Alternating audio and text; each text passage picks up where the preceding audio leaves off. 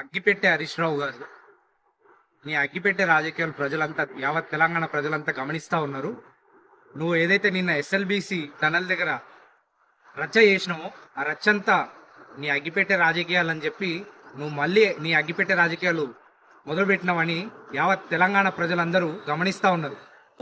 ఏదైతే SLBC tunnel దగ్గర ప్రమాదం జరిగి 8 మంది దాంట్లో చిక్కుకొని ఉన్నారో వాళ్ళని బయటికి తేయడానికి ప్రభుత్వం రాత్రి పగలు కష్టపడుతూ వాళ్ళని ఎలా బయటికి తీసుకురావాలో వివిధ శాఖల ద్వారా, దాదాపు 11 శాఖల ద్వారా ఎస్డిఆర్ఎఫ్, ఎన్డీఆర్ఎఫ్, హైడ్రా, అలాగే భారత సైన్యము, నావీ, ఇలా వివిధ శాఖలు 11 శాఖల అధికారుల ద్వారా కూర్చొని చర్చిస్తూ వాళ్ళని ఎలా బయటికి తీసుకురావాలో వివిధ అధికారులు కష్టపడుతూ, మంత్రులు కష్టపడుతూ, అక్కడున్న పోలీస్ యంత్రాంగం కష్టపడుతూ బయటికి తీసుకురావాలని కష్టపడతా ఉంటే నువ్వు ఇక్కడ అగ్గిపెట్టె రాజకీయాలు చేద్దామని చూస్తా ఉన్నావు. సరే, మీరు వస్తా అన్నారు, అక్కడ ప్రమాదం జరిగిన దగ్గర మీరు వచ్చి అక్కడ చూస్తా, మీకు తోచిన సలహాలు ఇస్తానంటే ప్రభుత్వం మీకు అనుమతినిచ్చింది. కానీ మిమ్మల్ని అడ్డుకున్నట్టు, మీరు రాకుండా పోలీసులు అడ్డుకున్నట్టు మీరు ఒక డ్రామా క్రియేట్ చేయాలనుకుంటున్నారు.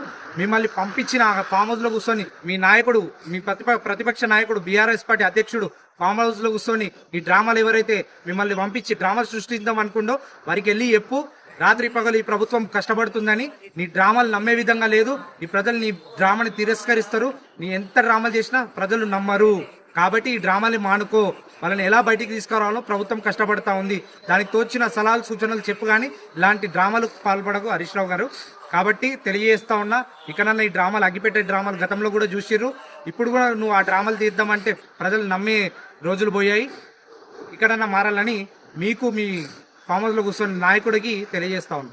Subscribe us and press the bell icon for more interesting updates.